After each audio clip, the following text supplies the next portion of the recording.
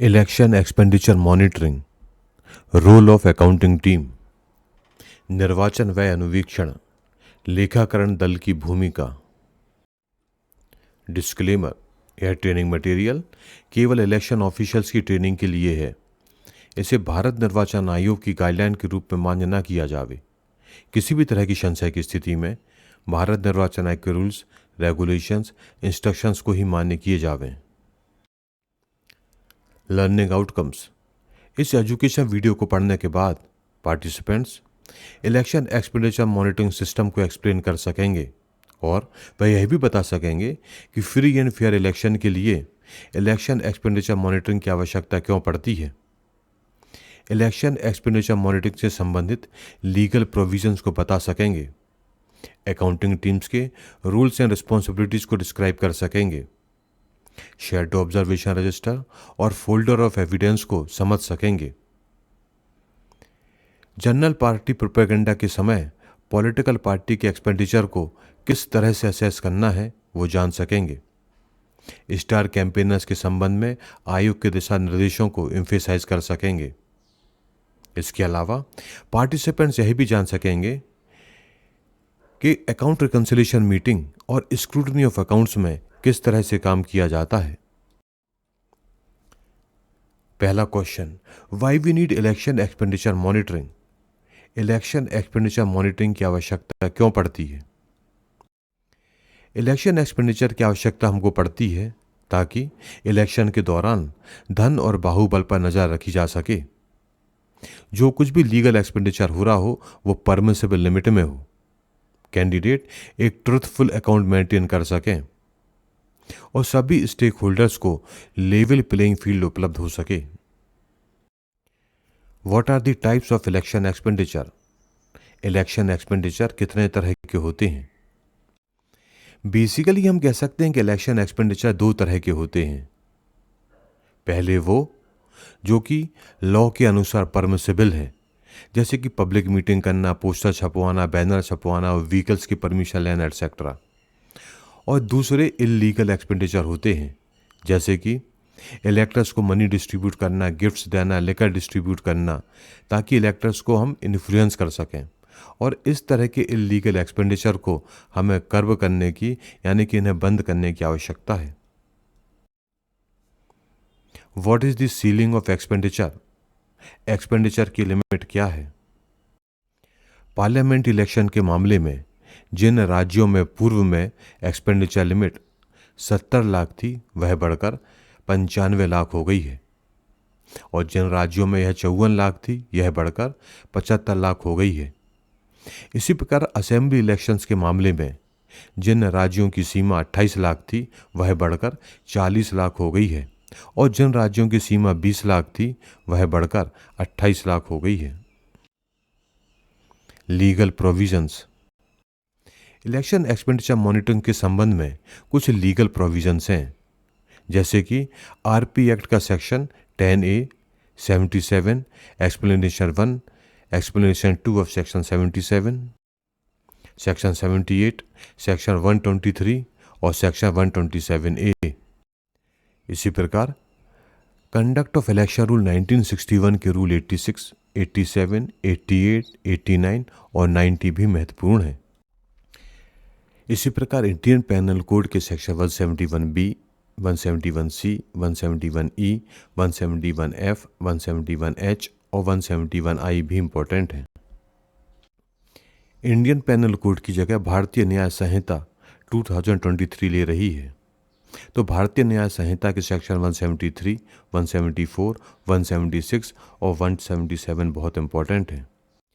अब हम election expenditure से संबंधित केस लॉस को समझते हैं। Common cause versus union of India and others में माननीय सुप्रीम कोर्ट ने कहा है कि पॉलिटिकल पार्टी को असेंबली इलेक्शंस के मामले में 75 दिन और लोकसभा इलेक्शंस के मामले में 90 दिन की समय सीमा में अपने एक्सपेंडिचर अकाउंट आयोग के पास जमा करने होंगे। इसी प्रकार माननीय सुप्रीम कोर्ट ने कंवरलाल गुप्ता वर्सेस अमरनाथ चावला केस में कहा है कि हमको पार्टी के एक्सपेंडिचर और कैंडिडेट के एक्सपेंडिचर को डिस्टिंग्विश करना होगा। इसी प्रकार LR Shivaram Gowde versus TM Chandrashekar के मामले में सुप्रीम कोर्ट ने कहा है कि इलेक्शन कमीशन के पास RP एक्ट 1951 के सेक्शन 10A के तहत पावर है कि वो किसी कैंडिडेट को यदि उसने इलेक्शन एक्सपेंडिचर्स अकाउंट सही तरीके से मेंटेन नहीं किया है तो डिस्क्वालीफाई कर सकता है। Election expenditure monitoring machinery. Expenditure monitoring से संबंधित मशीनरीज हैं expenditure observer, assistant expenditure observers, FSTs, SSTs, VSTs, VVTs, accounting team, excise team और MCMC टीम।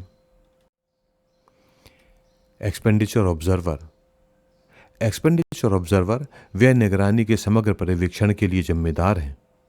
उन्हें स्पेसिफिक कंस्टिट्यूएंसी में आयोग द्वारा नियुक्त किया जाता है। Assistant expenditure observer.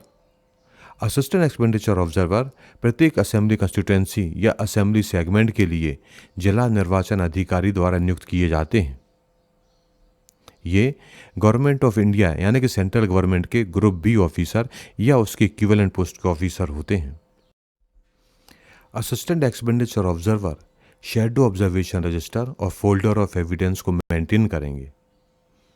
वे सुनिश्चित करेंगे कि निर्वाचन व्यय के संबंध में सभी शिकायतों का समाधान समय सीमा पर हो जाए।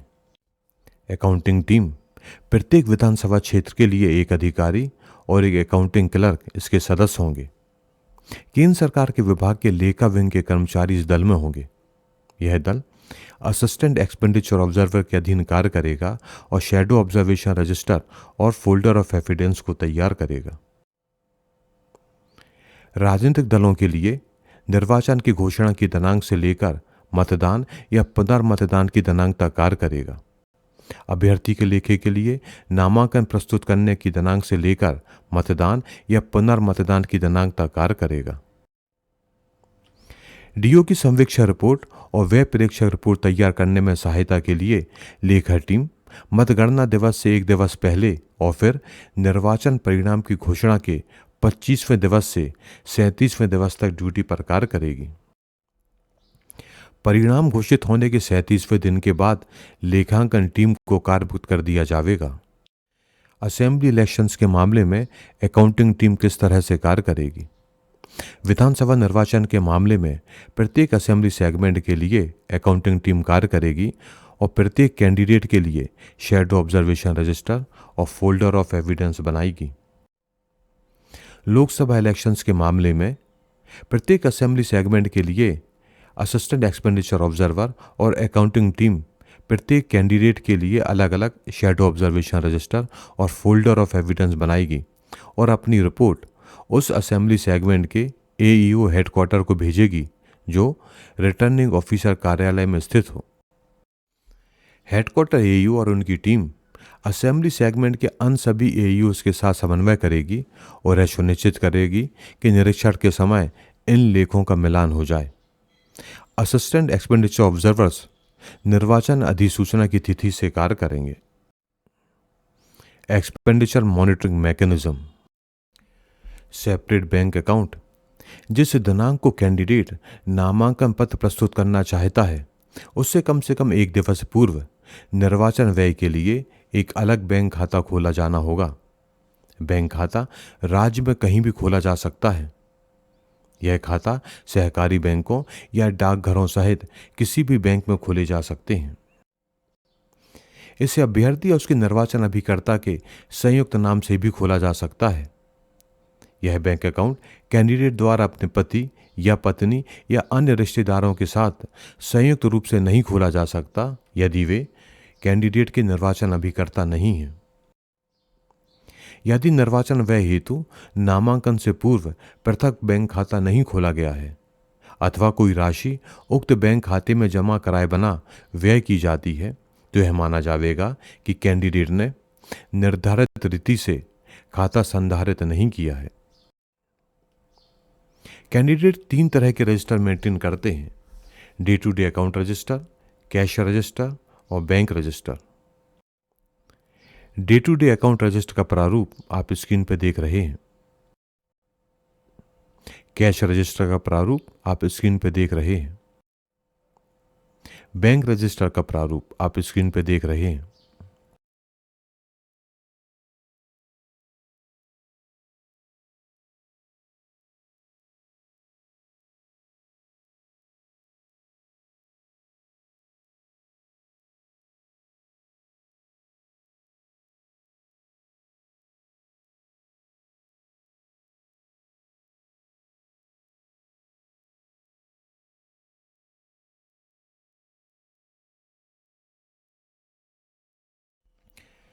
Shadow observation register.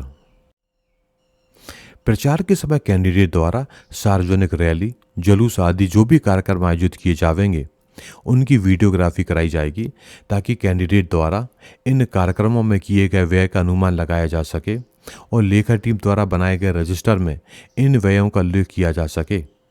इस रजिस्टर को शैडो ऑब्जर्वेशन रजिस्टर कहते हैं। यदि वीडियोग्राफर की अनअवेलेबिलिटी के कारण सार्वजनिक रैली, जुलूस, कार्यक्रम आदि की वीडियोग्राफी नहीं की जा सकी है, तो असिस्टेंट एक्सपेंडिचर ऑब्जर्वर द्वारा शैडो ऑब्जर्वेशन रजिस्टर में ऐसी घटना का उल्लेख किया जाएगा।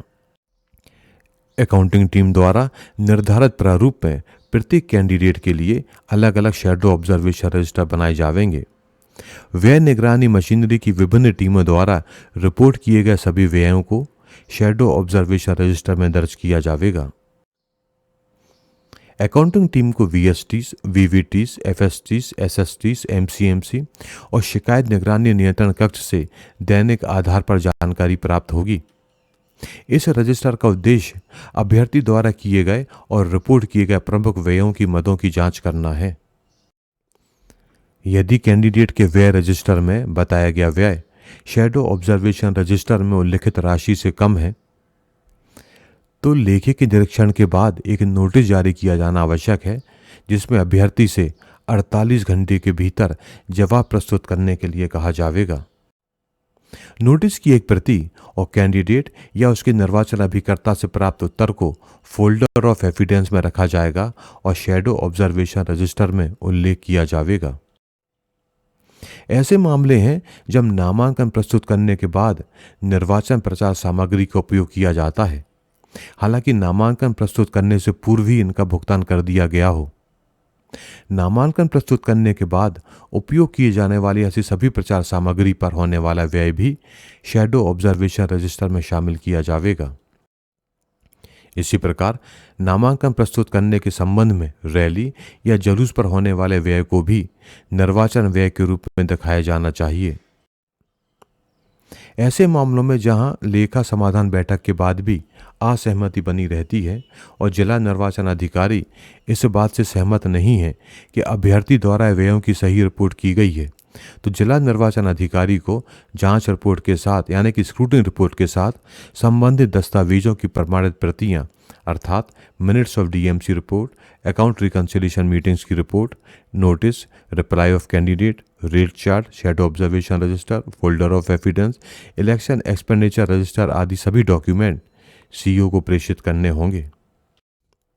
शैडो ऑब्जर्वेशन रजिस्टर का फॉर्मेट आप स्क्रीन पर देख रहे हैं। Expenditure of political party in general party propaganda. निर्वाचन की घोषणा की दिनांक से परिणाम की घोषणा की दिनांक तक सामान्य पार्टी प्रचार में राजनीतिक दल के व्यय पर जिला अधिकारियों द्वारा फ्लाइंग स्क्वाड के माध्यम से नजर रखी जानी चाहिए। सामान्य पार्टी के प्रचार पर होने वाले व्यय को कैंडिडेट के व्यय में नहीं जोड़ा जाना चाहिए। फिर भी साक्ष्य के साथ दर्ज की गई टिप्पणियों को निर्धारित प्रोफार्मा में रिपोर्ट किया जाना चाहिए। राजनीतिक दल द्वारा किए गए ऐसे व्यय की रिपोर्ट निर्वाचन परिणाम घोषित होने के 45 दिवस के भीतर सीईओ को प्रेषित की जाएगी। यह व्यय प्रेक्षक के परामर्श से तैयार किया जा सकता है। डिस्ट्रिक्ट इलेक्शन ऑफिसर को पॉलिटिकल पार्टी के जनरल पार्टी प्रोपोगेंडा पर किया गया व्यय किस तरह से मेंटेन किया जाएगा, उसका फॉर्मेट आप स्क्रीन पर देख रहे हैं। Star campaigners. स्टार कैंपेनर वे व्यक्ति होते हैं जिन्हें पार्टियों द्वारा निर्वाचन में प्रचार करने के लिए नामित किया जाता है। ये व्यक्ति पार्टी के प्रमुख और लोकप्रिय नेता होते हैं। आरपी एक्ट 1951 के सेक्शन 77 के एक्सप्लेनेशन 2 में नेताओं यानी कि स्टार प्रचारकों का प्रावधान है। आरपी एक्ट 1951 के अनुसार स्टार कैंपेनर्स का व्यय संबंधित पॉलिटिकल पार्टी द्वारा वहन किया जाएगा। मुख्य निर्वाचन पदाधिकारी, कैंडिडेट्स, स्टार कैंपेनर्स अन्य गणमान्य व्यक्तियों द्वारा रैलियों के उद्देश्य से उपयोग किए जाने वाले हेलीकॉप्टरों, विमानों की प्रति घंटा दरें भी प्राप्त करेंगे, जिन्हें जिला निर्वाचन अधिकारी द्वारा अधिसूचित किया जाएगा। किसी राजनीतिक दल के स्टार कैंपेनर द्वारा हवाई यात्रा या किसी अन्य माध्यम से किए गए व्यय को कैंडिडेट द्वारा किया गया व्यय नहीं माना जाएगा। यदि स्टार कैंपेनर की फोटो या अपील के साथ सामान्य पार्टी प्रचार का विज्ञापन प्रिंट या इलेक्ट्रॉनिक मीडिया में बिना किसी कैंडिडेट के संदर्भ के साथ किया जाता है, तो ऐसे विज्ञापन पर व्यय राजनीतिक दल के व्यय में शामिल किया जाएगा। यदि ऐसा स्टार प्रचारक किसी निर्वाचन क्षेत्र में कैंडिडेट होता है, तो प्रिंट और इलेक्ट्रॉनिक मीडिया में ऐसे सामान्य पार्टी प्रचार पर व्यय, भले ही इसमें उसकी फोटो हो, ऐसे स्टार प्रचारक के व्यय में शामिल नहीं की जाएगी। इस तरह का व्यय उसके निर्वाचन क्षेत्र के संदर्भ के बिना सामान्य पार्टी प्रचार की प्रकृति का माना जाएगा। स्टार प्रचारक द्वारा किसी सार्वजनिक रैली या बैठक की स्थिति में यदि कैंडिडेट या उसका निर्वाचन एजेंट स्टार प्रचारक या अन्य गणमान्य व्यक्तियों के साथ मंच साझा करता है, तो उस रैली पर स्टार प्रचारक यात्रा व्यय के अलावा अन्य सभी व्यय अभ्यर्थी के निर्वाचन व्यय में जोड़े जाएंगे। यदि अभ्यर्थी मंच पर मौजूद नहीं है, लेकिन अभ्यर्थी के नाम वाले बैनर, पोस्टर या अभ्यर्थी के फोटो सार्वजनिक रैली या स्थल पर प्रदर्शित किए जाते हैं, या अभ्यर्थी के नाम का उल्लेख स्टार प्रचारक द्वारा किया जाता है, तो स्टार प्रचारक के यात्रा का व्यय के अलावा अन्य सभी व्यय कैंडिडेट के निर्वाचन व्यय में जोड़े जाएंगे। यदि रैली या बैठक में एक से अधिक कैंडिडेट्स मंच साझा करते हैं या उनके नाम का बैनर या पोस्टर प्रदर्शित किया जाता है, तो ऐसी रैली या बैठक के व्यय को ऐसे सभी कैंडिडेट्स में समान रूप से विभाजित किया जाना चाहिए। रिटर्निंग अधिकारी को रैली में उपस्थित अन्य सभी कैंडिडेट्स के बारे में जानकारी संबंधित रिटर्निंग अधिकारियों को देनी चाहिए, ताकि ऐसे कैंडिडेट्स के छाया अवलोकन रजिस्टर यानी कि शैडो ऑब्जर्वेशन रजिस्टर में व्यय की आवश्यक प्रविष्टियां की जा सकें। यदि स्टार कैंपेनर्स अपने निर्वाचन क्षेत्र के बाहर अपनी पार्टी के अन्य निर्वाचन लड़ने वाले कैंडिडेट्स के साथ किसी रैली या बैठक में भाग ले रहे हैं, तो बैठक का व्यय ऐसे सभी कैंडिडेट्स के निर्वाचन व्यय में विभाजित किया जाएगा जिनके लिए वह निर्वाचन प्रचार का आयोजन किया गया है, और इसे उस स्टार कैंपेनर के निर्वाचन क्षेत्र के बाहर आयोजित इस तरह की रैली बैठक व्यय को स्टार प्रचारक के निर्वाचन व्यय में शामिल नहीं किया जाएगा। यदि कैंडिडेट की पार्टी के साथ गठबंधन में किसी अन्य राजनीतिक दल या पार्टी का कोई स्टार प्रचारक रैली में शामिल होता है और कैंडिडेट का नाम लेता है या कैंडिडेट के साथ मंच साझा करता है, तो सहयोगी दल के उस स्टार प्रचारक की यात्रा व्यय को संबंधित कैंडिडेट के व्यय में शामिल किया जाएगा। यदि कैंडिडेट स्टार प्रचारक के साथ परिवहन सुविधा साझा करते हैं, तो व्यय का 50% उस कैंडिडेट के निर्वाचन व्यय में जोड़ा जाएगा, और यदि एक से अधिक कैंडिडेट सुविधाओं को साझा कर रहे हैं, तो यात्रा का 50% व्यय उन सभी कैंडिडेट्स के मध्य विभाजित किया जाएगा। यदि कोई परिचारक, सुरक्षा गार्ड, चिकित्सा परिचारक या पार्टी के किसी सदस्य सहित कोई अन्य व्यक्ति जो संबंधित निर्वाचन क्षेत्र में अभ्यर्थी नहीं है, या इलेक्ट्रॉनिक या प्रिंट मीडिया का कोई प्रतिनिधि नेता या स्टार प्रचारक के साथ उसके वाहन, विमान या हेलीकॉप्टर आदि में यात्रा करता है, तो ऐसे नेता का यात्रा व्यय पूरी तरह से राजनीतिक दल के व्यय में जाएगा, बशर्ते कि स्टार कैंपेनर के साथ परिवहन साझा करने वाले ऐसे व्यक्ति की अभ्यर्थी के लिए निर्वाचन प्रचार में कोई भूमिका ना हो। हालांकि यदि कोई ऐसा व्यक्ति जो स्टार कैंपेनर के साथ परिवहन करता है किसी भी तरह से अभ्यर्थी के निर्वाचन प्रचार में कोई भूमिका निभाता है, तो स्टार कैंपेनर के यात्रा व्यय का 50% ऐसे कैंडिडेट या कैंडिडेट्स के बीच में विभाजित किया जाएगा। जिस निर्वाचन क्षेत्र में स्टार कैंपेनर्स किसी कैंडिडेट के लिए प्रचार करते हैं, उस निर्वाचन क्षेत्र में स्टार कैंपेनर्स के ठहरने, भोजन व्यय सहित सभी व्यय उस कैंडिडेट के व्यय खाते में शामिल किए जाएंगे, बशर्ते कि स्टार कैंपेनर ने वास्तव में कैंडिडेट के लिए प्रचार किया हो और स्टार कैंपेनर्स ने कैंडिडेट के निर्वाचन क्षेत्र के उद्देश्य से किसी वाणिज्यिक होटल या लॉज में रहने के दौरान इस तरह के बोर्डिंग और लॉजिंग खर्च किए हों, भले ही भुगतान ऐसे कैंडिडेट द्वारा किया गया हो या ना किया गया हो। इस तरह के वाणिज्यिक होटल के बोर्डिंग और लॉजिंग के बाजार मूल्य की गणना कैंडिडेट के निर्वाचन लेखे में की जाएगी, भले ही बोर्डिंग और लॉजिंग मुफ्त प्रदान की गई हो। यदि स्टार कैंपेनर एक निर्वाचन क्षेत्र पर बोर्डिंग या लॉजिंग का लाभ उठाते हुए अन्य कैंडिडेट्स के प्रचार के लिए दूसरे निर्वाचन क्षेत्र की यात्रा करते हैं, तो बोर्डिंग और लॉजिंग का खर्च आनुपातिक रूप से उन कैंडिडेट्स के बीच में विभाजित कर दिया जाएगा। यदि स्टार कैंपेनर्स को Z+ सुरक्षा प्रदान की गई है और वह कैंडिडेट है, तो कैंडिडेट के निर्वाचन क्षेत्र में वाहन का प्रोपल्शन कॉस्ट उसके व्यय लेखे में शामिल किया जाएगा। यदि सुरक्षा सुविधा लेने वाला पार्टी पदाधिकारी स्टार कैंपेनर नहीं है और वह अभ्यर्थी के लिए प्रचार करता है, तो ऐसे प्रचार के लिए इस्तेमाल किए गए सुरक्षा वाहनों के प्रोपल्शन कॉस्ट कैंडिडेट के लेखे में जोड़े जाएंगे।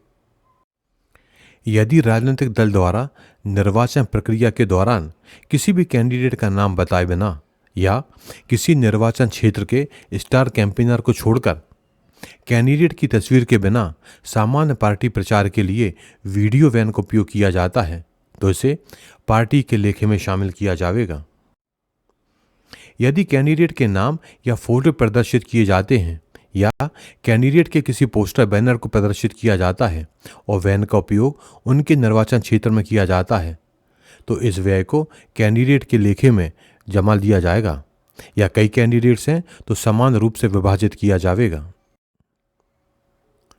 Helipad construction and parking charges. Helipad निर्माण एवं पार्किंग शुल्क पर होने वाला व्यय, हेलीपैड के निर्माण पर किया गया व्यय जिसमें हेलीपैड स्थल के विकास और नष्ट की गई सामग्री को हटाने से संबंधित व्यय, और राजनीतिक दल द्वारा अपने स्टार कैंपेनर्स की यात्रा के संबंध में हेलीकॉप्टर की पार्किंग शुल्क वहन किया जाएगा। स्टार कैंपेनर्स यदि एक अभ्यर्थी भी है को अपने निर्वाचन क्षेत्र के अंदर प्रचार के लिए हेलीकॉप्टर किराए पर लेने, हेलीपैड की तैयारी आदि पर होने वाले व्यय का हिसाब देना होगा, यानी कि उसके अकाउंट में सम्मिलित किया जाएगा। अन्य निर्वाचन क्षेत्रों में प्रचार के लिए अपने निर्वाचन क्षेत्र से बाहर जाने और अपने निर्वाचन क्षेत्र में वापस आने के लिए किए गए यात्रा व्यय को संबंधित कैंडिडेट के लेखे में दर्ज नहीं किया जाएगा। मतदान के बाद यात्रा व्यय। मतदान के बाद किसी स्टार प्रचारक या कैंडिडेट्स जो कि उस निर्वाचन क्षेत्र से संबंधित ना हो की यात्रा का व्यय किसी भी कैंडिडेट के लेखे में नहीं जोड़ा जाएगा।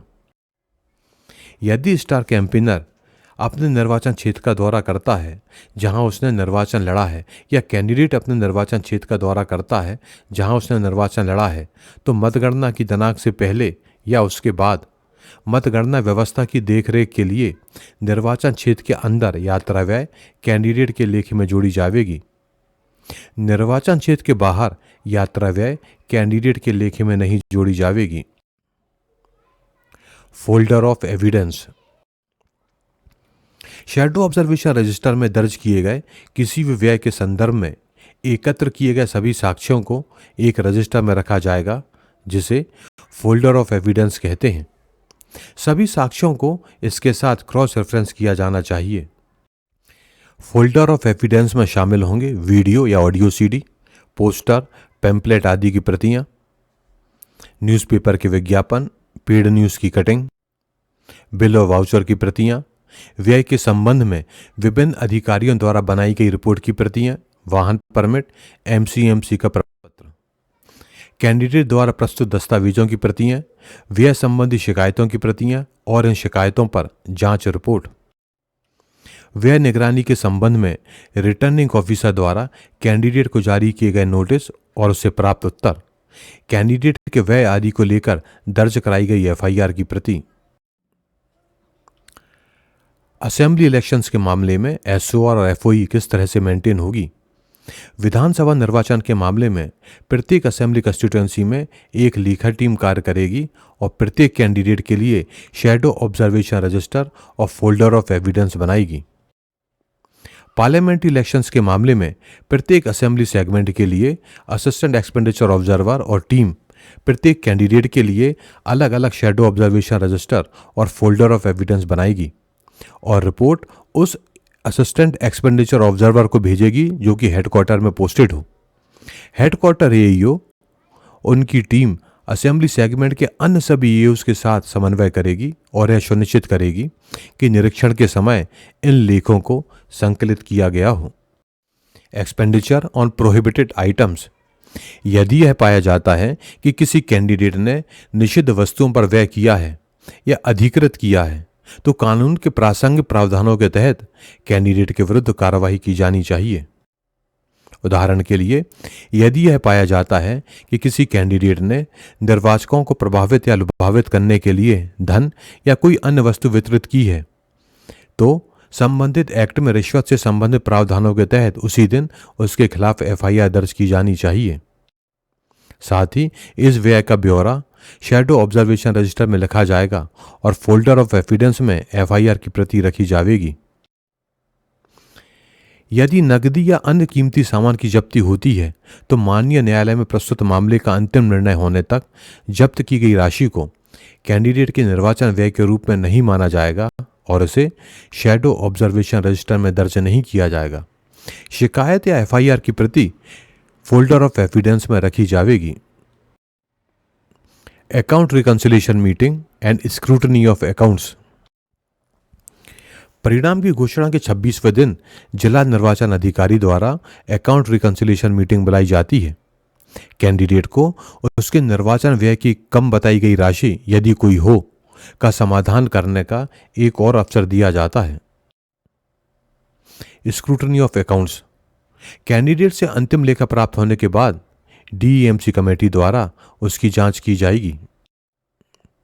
यदि कैंडिडेट डीईएमसी के आदेश से सहमत नहीं है तो वह जिला निर्वाचन अधिकारी को एक पत्र के माध्यम से असहमति के कारणों के साथ अपना अंतिम विवरण दर्ज करावेगा। असहमति के मामले में जिला निर्वाचन अधिकारी स्क्रूटनी रिपोर्ट, डीएमसी रिपोर्ट, प्रासंगिक दस्तावेजों, लेखा रजिस्टर, नोटिस, प्रत्युत्तर की सभी प्रमाणित प्रतियों के साथ आवश्यक कार्रवाई के लिए सीईओ को अग्रेषित करेंगे। जिला निर्वाचन अधिकारी परिणाम की घोषणा की दिनांक से 37वें दिन तक कैंडिडेट वाइज समरी और स्क्रूटनी रिपोर्ट तैयार करेंगे और इसे 38वें दिन तक मुख्य निर्वाचन पदाधिकारी कार्यालय को भेजना सुनिश्चित करेंगे। समरी शीट का फॉर्मेट आप स्क्रीन पर देख रहे हैं। Lodging of account of election expenses. RP act 1951 के सेक्शन 77 के अनुसार प्रत्येक कैंडिडेट को या तो स्वयं या अपने इलेक्शन एजेंट के माध्यम से नामांकन की दिनांक और परिणाम की घोषणा की दिनांक तक सभी निर्वाचन व्ययों का एक अलग और सही लेखा रखना होता है।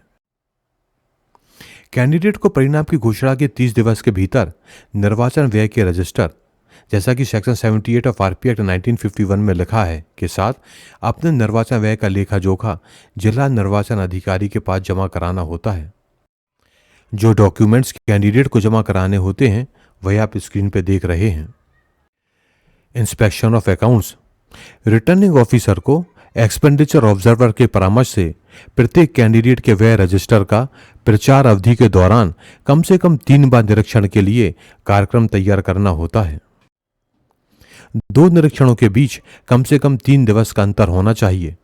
इस निरीक्षण कार्यक्रम का प्रेस के माध्यम से व्यापक प्रचार प्रसार किया जाएगा। निरीक्षण का समय प्रातः 10 बजे से साय 5 बजे के बीच होगा। निरीक्षण कार्य साय 7 बजे से पहले पूरा हो जाना चाहिए। निरीक्षण का कार्य या तो रिटर्निंग ऑफिसर के कार्यालय कक्ष या किसी अन्य कक्ष में किया जा सकता है। अंतिम निरीक्षण निर्वाचन दिवस से 30 दिवस के पूर्व नहीं होना चाहिए।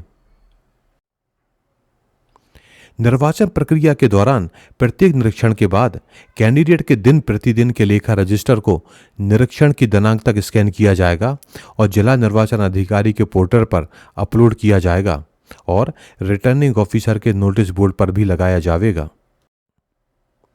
यदि निरीक्षण तिथि पर कैंडिडेट द्वारा निर्वाचन व्यय लेखा रजिस्टर प्रस्तुत नहीं किया जाता है तो रिटर्निंग ऑफिसर द्वारा लिखित रूप से कैंडिडेट को नोटिस जारी किया जाएगा। कैंडिडेट को सूचित किया जाएगा कि यदि वह निरीक्षण दिवस पर व्यय लेखा रजिस्टर को प्रस्तुत करने में विफल रहता है तो यह माना जाएगा कि उसने दिन प्रतिदिन के व्यय लेखा को रखने में विफलता करी है। कैंडिडेट को सूचित किया जाएगा कि निर्वाचन व्यय का दिन प्रतिदिन का लेखा रखना आरपी एक्ट 1951 के सेक्शन 77 के तहत आवश्यक है। कोई भी व्यक्ति कैंडिडेट के व्यय लेखा रजिस्टर की फोटोकॉपी ₹1 प्रति पृष्ठ के हिसाब से रिटर्निंग ऑफिसर से प्राप्त कर सकता है। जहां तक संभव हो रजिस्टरों का निरीक्षण केवल व्यय परीक्षकों द्वारा ही किया जाना चाहिए।